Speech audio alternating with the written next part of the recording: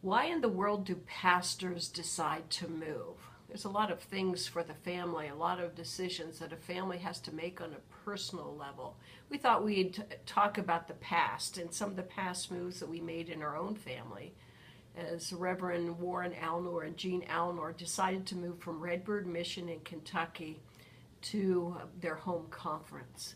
What was going on during that time frame?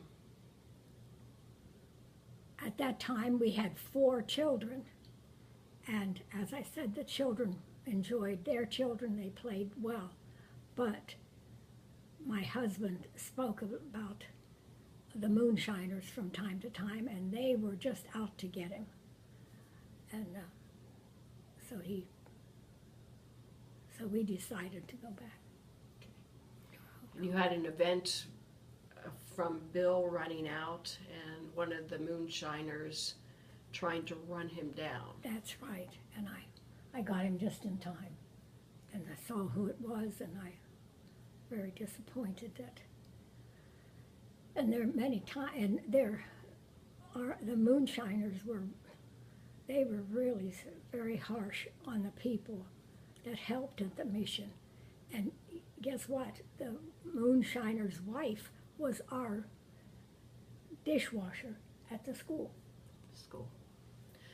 I remember Dad telling the story about a batch of bad moonshine that went through the community, and some of the kids drank it, and one of the kids was blinded by the mixture. Yes. And so we made a sermon from the pulpit.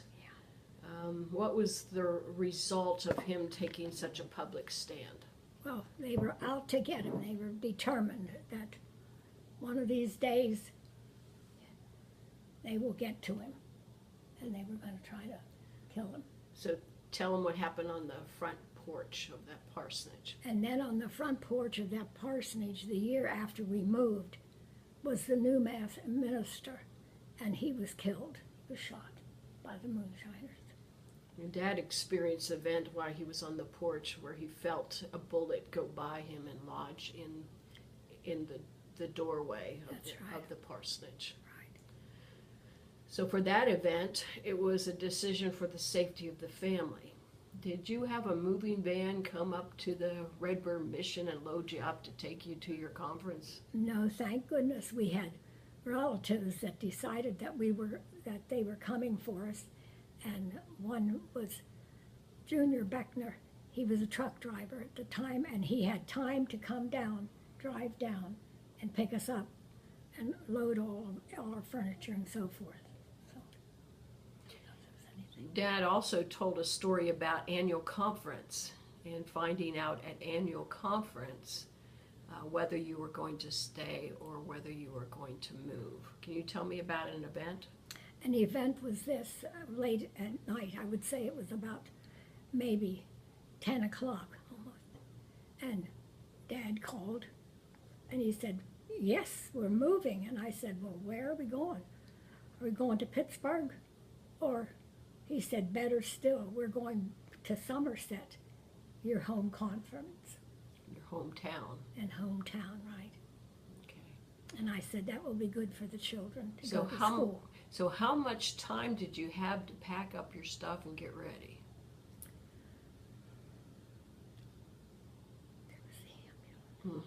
So how long did you have before you got the time you got the word at annual conference and the time that you were ready to move?